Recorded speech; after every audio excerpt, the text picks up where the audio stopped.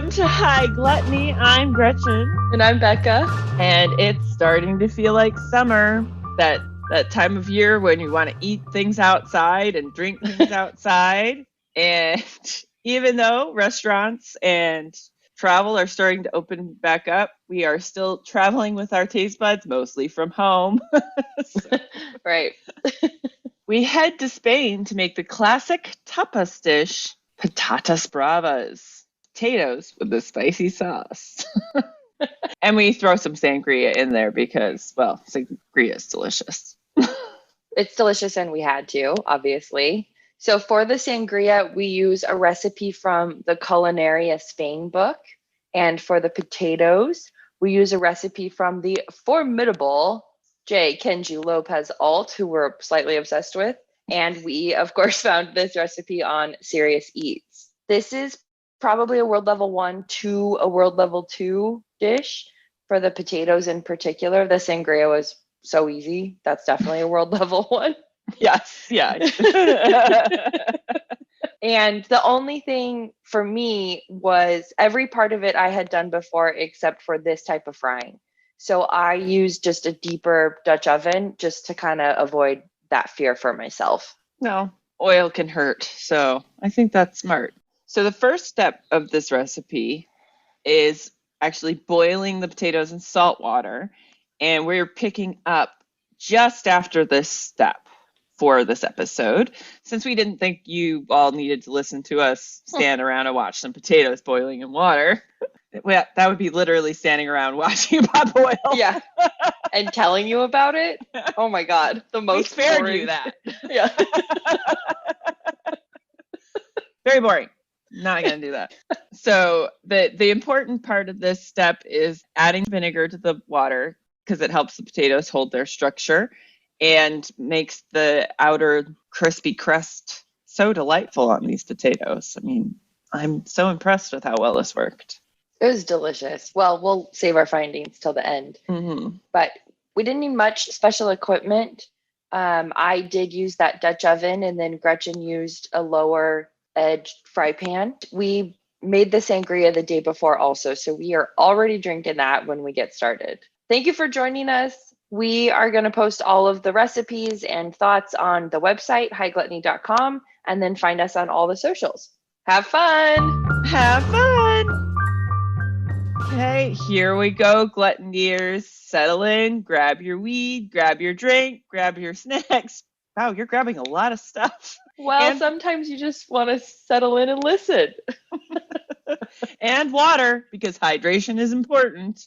And if you're cooking along with us, awesome. But if not, just listen to us as we make a mess in the kitchen, because frying is messy. This first section is mostly us setting up for what we're cooking and chatting about the history of Patatas Bravas. You'll also hear us talk about the wine Forlorn Hope. We are also slightly obsessed with this wine and this winemaker, Matthew Rorick. And so we do reference one of the wines under that label when we're talking about our sangria. And this will probably come up other times. And so we just wanted to let you know why we're talking about that. One of the many things we're obsessed with. So enjoy section 1. Enjoy. We're already cooking. We've already got potatoes going. We're already drinking our sangria. So Gretchen, what are you smoking right now? I'm having some Fruit Cart by the Island brand and their flower selection. It's a hybrid and has alpha-pinene, limonene, and camphene are the main terpenes in this one, which contributes to the fruity profile that gives it its name. You feel like you're on an island? Yeah, well, especially with the sangria. And then later I'm just going to have a bunch of fried potatoes to myself. So yeah, I'm going to be on my own little island of being high and eating potatoes. So that's like the best island to be on. I love this island. So I'm smoking the same thing I have been for the last, I think, 3 recordings, which is LA Confidential. I love it. It's fun. I still have it, so I keep doing it. It's mostly caryophyllene. It's got some limonene and linalool.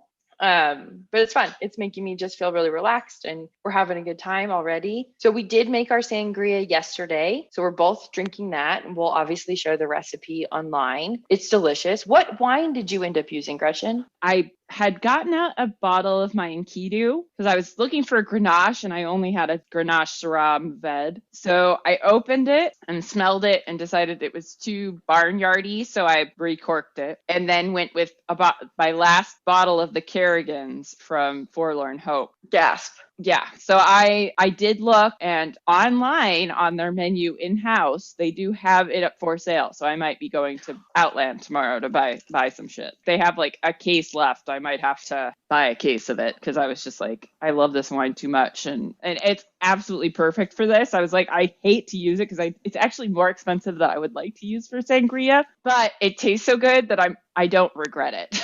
So That's totally fair. Still a heartbreak to use the last one of that no matter what. right. I can't get more. That's the only reason I was like, okay, I can do this. I ended up going with a ruffete because the description was of a lot of berries and dark fruits and stone fruits, and I felt like that would be a really good complement. And it had 14% alcohol, which I kind of wanted for this. It felt like really perfect. And then this has some brandy, some peaches, orange, and lemon, and sugar. Did you use your granulated caramel sugar? Of course I did. What else would I use? Right. And then mineral water is the last thing. This is okay. correct. So we're drinking that. We've already, like I said, we've already got potatoes cooked because we're making patatas bravas. And one fun thing about this is that patatas means potatoes, obviously. I don't know if it's obvious, but that means potatoes. And it might be. This dish is traditionally served with kind of two particular sauces, and the bravas refers to like a fiery, spicy kind of thing. So it's not necessarily even the sauce, it's just the spice of the sauce that the bravas comes from, or that word comes from. It does have its origins in Madrid, so right in the central part of Spain there. And the potatoes are always cut into bite-sized chunks and then fried. We are going to boil ours first. We actually already did boil ours. And then they are supposed to be served really hot. There's a little bit of controversy about whether or not to use tomatoes in the sauce. You'll go into a little bit of this. A little bit, mostly because I only really looked at 3 sauces. So I might have to do a bit more sauce research and integrate it maybe into the blog post. But yes, this is definitely something I came across where I have like 3 different sauces sort of, but I'll let you finish and we'll get into the technical shit later.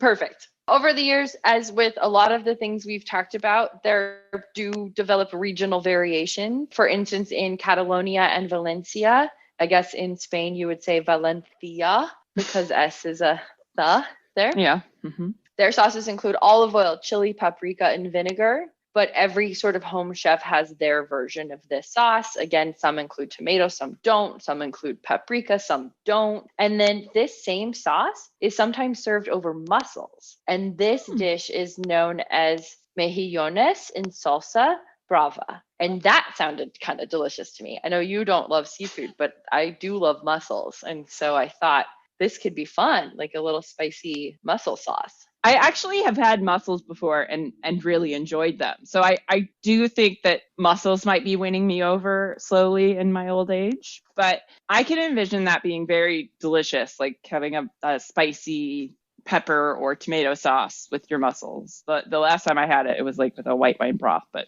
it's not really relevant right now. Still sounds delicious. I think the sauce is really nice and versatile. So like you could use this on a wide variety of things. It's just that this is the traditional pairing, taters and spicy sauce. Right. Patatas bravas. Bravas. Cauliflower would be kind of fun. Oh, yeah. That would be really good. So Gretchen, can you talk us through what we're going to kind of do today? Since we said we've already got our potatoes boiling, but what is the full process that's going to happen for us? We start with the potato boiling. Potatoes boiled for about 7 minutes, and then we have drained them and set them aside. They can be room temperature. I don't think we're going for cold, so we're just going to leave them out and let them steam out a little bit. Next, we're going to our salsa brava, starting by sauteing a little bit of garlic in olive oil until it's fragrant. Then we're adding flour to that and cooking that just till we get a blonde roux, because that's really what's going to be happening with the flour. The flour helps thicken our sauce. And real quick, for those who don't know, can you explain a roux? So a roux is traditionally any fat cooked with flour, used as a thickening agent. But coating the flour in fat helps it distribute evenly in your liquid. So that's part of the purpose of a roux, is that you're making those molecules integratable, and that involves this. Which look, Gretchen's just doing like a washing machine kind of motion. Yeah. And it also gives it a little bit of structure, right? That flour kind of holds, like, makes it a little bit thicker consistency. So you have something dippable that's not just going to slide off your potato. Right. Yes. Yeah. Makes it stickier. So after we have our roux, we add the tomato paste, and then we're going to cook that down with the flour and garlic until it's just darkened up a little bit. Then we're adding our pimentos or paprika, depending on what you're using. If you get the technical stuff from Spain, it's a pimento. We've got the dulce and smoked or sort of cayenne works here. Picante. I was like, what? Picante. Oh, the actual spicy word. Picante. So you have dulce and picante. After you've put those in and let those work with your warm tomato, garlic, flour paste, then we add a cup of broth or water, and then we're going to cook that just until it thickens up and makes a nice sauce. We'll finish it with a tablespoon of sherry vinegar. And after we're done with that, we're going to set that aside, and we're going to get our fry setup going and fry some fucking potatoes. For the first time. First, I'm going to call this a pan fry, because it definitely seems like it's not really deep. It's not a deep fry. And that's really just comes down to depth of oil. So the technical term. Very technical. Fry until golden and crispy. Serve with sauce. If we're feeling inspired, I might take some of the toom I made a couple weeks ago and mix it with some mayo I have on hand and make myself a little aioli, just for funsies. Just because why not? Because I don't know if we mentioned it, and Gretchen might get into this later, but if you're not doing this sauce that we're doing, this kind of Bravas sauce, an aioli is often substituted. So you'll see it kind of interchangeably in places. We wanted to go for this one since it's what we both wanted. And it's not mayo. And it's not mayo. No eggs, which is a dream for me. I'll read through just the ingredients really quick. Gretchen mentioned all of them, but I'll just give you a quick outline of what we're doing first with the potatoes and then what we'll be using for the sauce. So first, we're each using 2 russet potatoes that we've peeled and cut into 3/4 to 1 inch cubes. Again, we've already boiled those and they're sitting in strainers for both of us. You do put 2 tablespoons of distilled vinegar in there with those. And then when we end up cooking them, we're going to use 3 cups of canola or peanut oil. I'm using canola. I'm using peanut because I have more peanut oil on hand. So it's like, wait, do I have? Oh, no, I have a lot of canola oil, too. Yeah, we'll use that. So, okay, we'll both go with canola oil today. Perfect. What you gluttoners couldn't see is Gretchen smelling and probably looking for an expiration date, which I also had to do with my canola oil because I never use it. I'm pretty sure I just bought this recently. But yes, I was definitely like, does it have an aroma? Does it have an expiration? Oh, it's just they printed it in that like bottle colored print. Yeah, the very unreadable color. Yeah, especially as you get into your late 30s and need more eye help. This is good until July 6th of 2022. Beautiful. So, yeah. Plenty of time. And then for our salsa brava, we're going to use 2 tablespoons of extra virgin olive oil, 2 garlic cloves minced, 2 tablespoons of all-purpose flour, 2 tablespoons tomato paste, 1 tablespoon of the pimenton dulce or the sweet paprika, 1 teaspoon pimenton picante or the spicy smoked paprika. I have smoked. That's why I said that. I don't know if it's supposed to be smoked, but I've got smoked. Yes, I believe both of them are smoked. It's just one is spicy and the other is not spicy. Okay, perfect. And then 1 cup broth or water. I'm using vegetable broth. Let's see what I got. I have a little container of partial cubes because I don't always use like the whole cube. And so I'm like, oh, what do I have in the cube container? You mean like your bouillon cube? Yep. I'm cheating. I'm cheating with my broth. Well, you're still kind of making your own broth. Thank you. I love that you just gave me that much credit for using a bouillon cube. And I'm going to go with chicken broth. So 1 cup vegetable broth in my case, 1 cup chicken broth in Gretchen's case, and then 1 tablespoon of sherry vinegar and some salt to taste. Indeed. Should I wash my pan that I cooked the potatoes in before I put the oil in? Yes, I would. Okay. If your pan is clean and your oil isn't too dirty after you're done frying your potatoes, you could save strain the oil and save it. So, oh, cool. Okay. If you don't have that that potato debris left over in the pot, then that's gonna right. I bought a vegetable scrubber the other day, and I was so excited to use it today on the potatoes. And I started to use it, and then I was like, "Oh, I'm peeling these." Well, sometimes. We'll do something soon where you have to scrub veggies. Section 2. After we take a break, I put my headphones back on and I put them on backwards. So my sound gets really echoey from this point on. I'm so sorry about that. There's also a lot of sounds of stirring and pans banging and the sizzling of the oil. So just enjoy those because we're cooking and that's what happens. But there's a lot of sound in this one. And this is where all the cooking action actually happens. Thus all the noises. Makes sense. But we start by making the sauce first. And that goes pretty quick, I gotta say. And then we fry our potatoes once we have our sauce accomplished. So all of this goes very quickly. This might be one of our shortest episodes of all time. I think so. Yeah.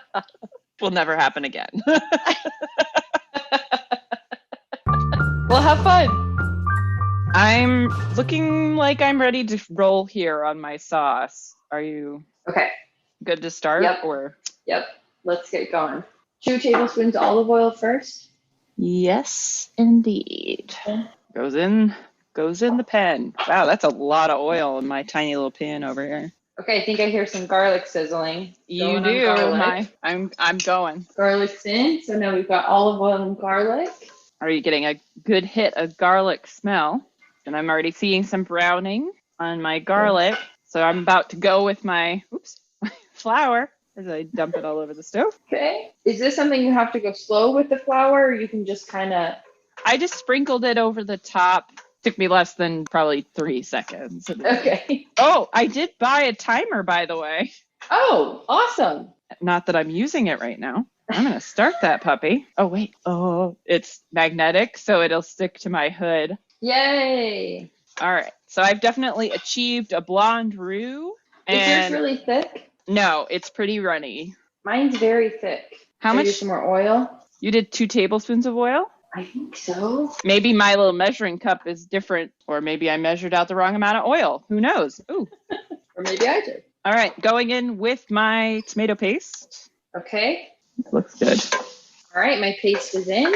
And what's your color and consistency looking like now? So it's now it's really thickened up. Okay. But I'm starting to see the color I want on it's actually not getting darker. It's getting slightly lighter in color. Oh, really? I'm assuming that's at least partially because I just added it to 2 lighter color ingredients. And therefore, before we see some toast, we have to let it lighten up a little bit. I would say like wet almond flour, a chunkier type of almond flour. That's the texture? This is the texture of mine. Got it. I'm going in with my peppers, your pimentos. My pimentos. Gotta turn my heat down a little bit. Getting a little smoky over here. A little extra smoke on my paprikas here. Ooh. All right, going in with my broth. All right. And then we bring this to a boil? Yes. Shouldn't take too long. I've been using a whisk. What have you been using? I used a bamboo spoon. Flat edge? Yeah. Oh, it smells good. Oh, yeah. This looks beautiful. It looks exactly like the sauce of my favorite tapas place. So fun. I might want to turn that heat down just a smidge. Otherwise, I'm going to have some crispy edges on my sauce. So we bring to a boil, and then what do? Once it thickens up, then we just turn it off and let it sit and stir the vinegar into it. Let mine thicken up just a hair more, but I'm not going to go too much further. Otherwise, it's going to be real thick. What if you didn't have sherry vinegar in this instance? Could pretty much go with anything. I might say like apple cider vinegar might be my sort of top pick. I feel like that's the most versatile, but Got it. I also saw one that used a really significant amount of roasted like jarred peppers. So you're kind of using that as your base for your sauce, really. So this is nice and thick. So you wouldn't use any picante. It's just kind of the peppers, the natural peppers. Yeah. Cool. Wow, that's got a kick. All right. I love it. I don't know if I have enough canola oil. Is olive oil okay to use for a third of it or a little less? Yeah. Okay. As long as you're mostly canola oil, you should be fine. All right, so I just turned the heat off on my sauce. I'm going to add my vinegar. Oh, yeah. It's so good. Okay, sauce accomplished. Moving that to the back of the stove. Bring in my pan for frying to the front. Man, this might be one of our shorter episodes. Yay! Like, you're kind of like 90% of the way done here. We just have to fry. That's awesome. I feel underprepared. Like, I should have talked more about potatoes or something. But then it's like, no, we've pretty thoroughly covered potatoes. I'm going to actually measure my oil. I will note that I'm using a 13-inch skillet. So mine won't be as deep. And since I am just me, I might not fry all of my potatoes because I don't need to eat 1.5 pounds of potatoes by myself in one evening. And I'm doing a 5-quart Dutch oven because I don't want to make a big mess. I'm still going to make a mess, but I don't want to make a huge mess. Yeah. What temperature are you going to set yours to? I just turned it on power boil on my stove. And keep it there? All right, until I review the recipe and find out what temperature I'm actually supposed to be using it at. One moment, please. Hold, please. Do-do-do-do-do, Have you put your oil in your pan? Yes, I did put my oil in my pan. It says over medium-high heat, so I'm going to go slightly down from power boil to just high. I'm going to set it to what I usually put to boil water. Sounds perfect. Okay. It does say we're supposed to check the temperature, though, to 350. 350. So my oil has been going for not very long. Our sauce making, by the way, took like 6 minutes total, or 6 or 7 minutes. That sauce comes together pretty quick. I've probably been heating for about 2 minutes, and my oil is already at around 180. Oh, it's almost 200. It should get up there pretty quickly. I'm trying to decide. Yeah, I'm going to make myself a little aioli. My little faux aioli. Aioli or tume? What I'm going to do is use the bit of tume that I have left and mix it with some store-bought mayonnaise. Okay. Okay. I like it. And boom, aioli. Et voila. Voila. Wa fucking la. Is that your oil I hear over there? Yeah. Yeah, a little water in your pan, huh? Or are you already frying potatoes? No, I think it's just the oil heating up. It's only at 185. Well, I'm already at 290. How many are you going to put in when it gets to 350? Maybe about a cup. Like half the total. Oh, well, I've got way more than that in the potato department. In the potato apartment. Trying to say the potato department, but that's not at all what came out of my mouth. I've got like 4 cups of potatoes over here. And I measured them. I weighed them because I was like, no, the last time you didn't weigh the kale when you did caldo verde. You have to weigh the potatoes this time. I did not weigh mine. I just did 2. So should I only do half to start, or should I do all of them? Are you supposed to like space them out in the pan? They should fit in an even layer in the pan. Okay. So just whatever you can get in an even layer. 5 minutes of heating. I am 345. Nope, 341. 342. 348. 350. Okay. It's really hard to measure that small of an amount of oil because you can't let the thermometer touch the bottom because otherwise you will get a totally wrong reading. And so it's just you're hovering in less than an inch of oil. Here I go. Hear that sizzle. Yeah. Are you keeping the temperature the same, or are you turning it down now? It says cook, shaking the pan and flipping the potatoes with a spatula to keep the temperature the same. Okay. And how long do you cook them? Until they're golden brown. That's about 5 minutes. Okay. Mine have been in for about 1.5 minutes. Okay, my oil's at about 350. I'm going to add some potatoes. Sounds good. I can't really see the potatoes because the oil's too thick. It's bubbling. That's fine. Yeah. It'll calm down. Mine have calmed down, so you'll be able to see the color once they get to a certain point. And are you supposed to be kind of tossing them? I'm sorry if you said that and I missed it. Just sort of swirling, stirring them around or swirling them around or flipping them over. Okay. Depending on how deep your oil is. And then how do you clean up the oil at the end? Well, if you're lucky, like we have here in Napa, there's a oil recycling program that if you want to get rid of it, you can get a can and get rid of it that way. Cool. Otherwise, most of the time you have to put it in some sort of container and put it in the trash. Got it. I mean, there are a lot of places that are actually, they've been starting a lot of oil recycling programs these days. That's great. I'm not totally sold on this methodology. I think mine are getting crispy, but they're not really brown. Yeah, I'm basically deep frying mine at this point. Got mine out, sprinkling a little salt on them, and we'll see. So now I'm reading the article here of Kenji's. Oh my God. So hot. The texture is ridiculous. I was like, I think I'm doing this wrong. No, it's fucking perfect. So you don't even need to get them that dark.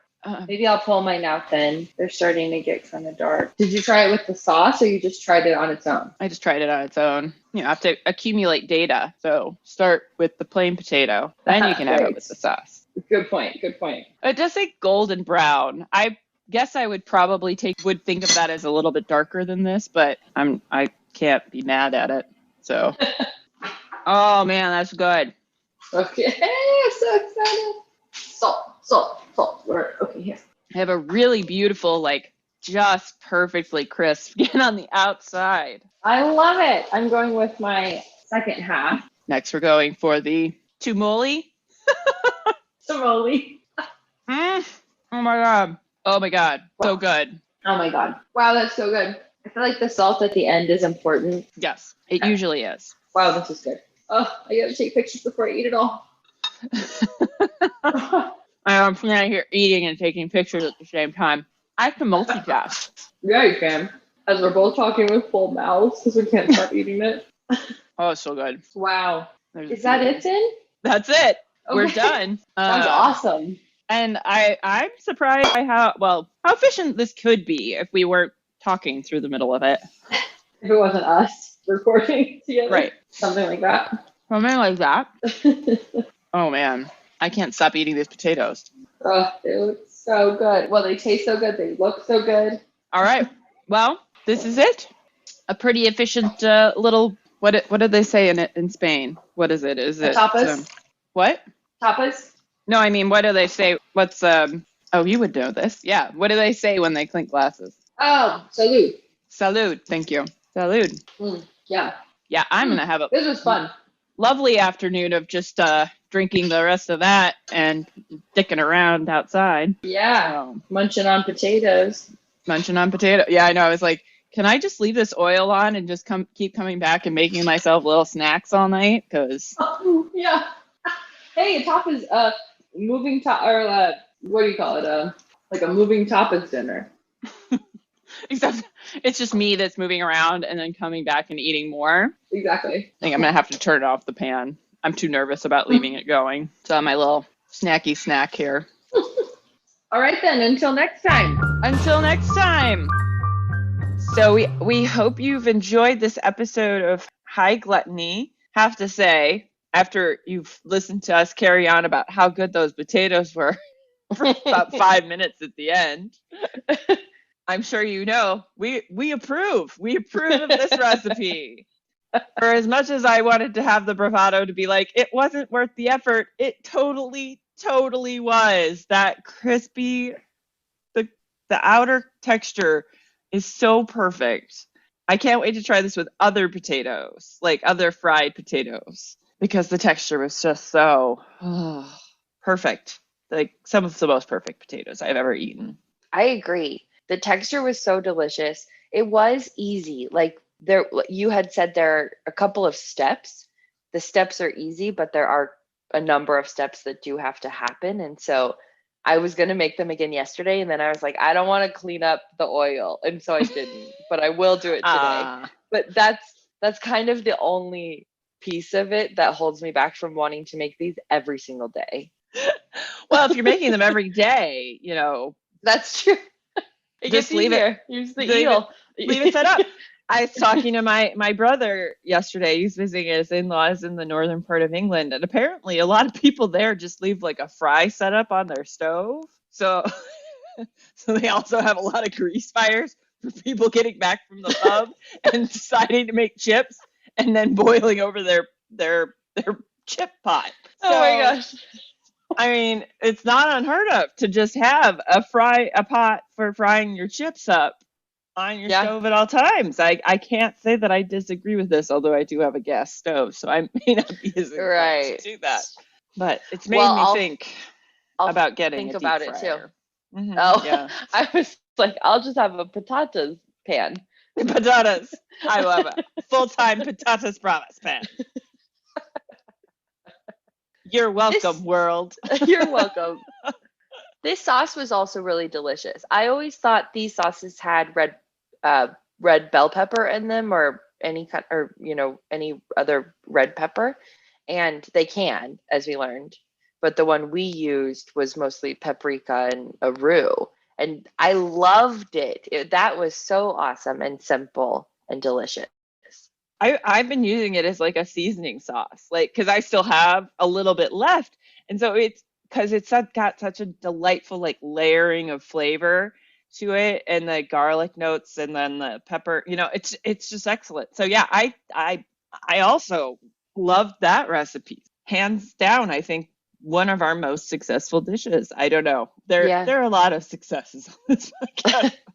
I don't know, maybe we're at 50-50 successes and failures. Yeah. Right. It's rare that we get every piece of it nailed.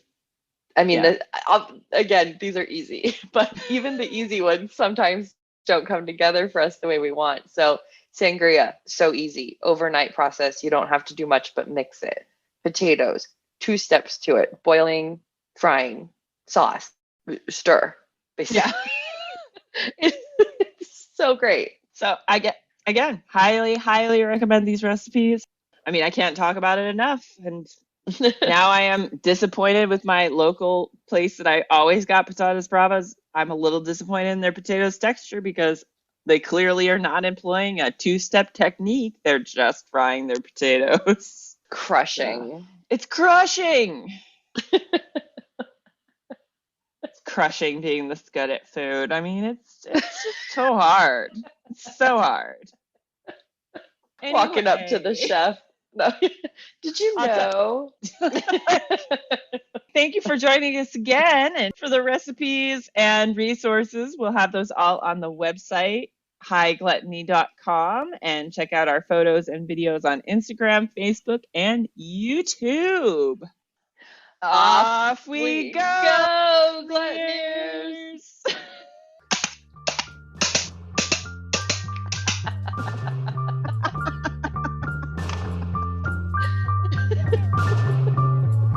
I like that you wrote coconut shells, coconut shells, coconut shells, coconut shells.